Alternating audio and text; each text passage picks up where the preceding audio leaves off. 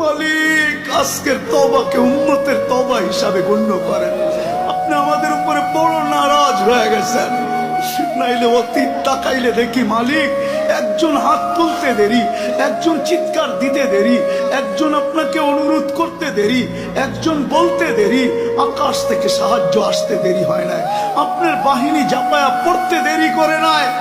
আজকে তো বৎসরের পর বৎসর পার হয়ে যেতেছে, চোখের পানি শুকায় যাইতেছে। ও মালিক, কোন বিজয়ের চিহ্ন দেখি না। কত রোজাও তো ফিলিস্তিন ওয়ালাদের ইফতার হইতো লাশ দিয়া, সেহরি হইতো লাশ দিয়া। আল্লাহ, এই রোজাও কি এরকমই হবে? জানি না মালিক। এত নারাজ হয়ে গেলেন কেন মালিক? এত নারাজ হয়ে গেলেন কেন? বেশক আমরা শাস্তির যোগ্য, অস্বীকার করি না, কিন্তু আপনি শাস্তি দেন না। আপনার হাবিব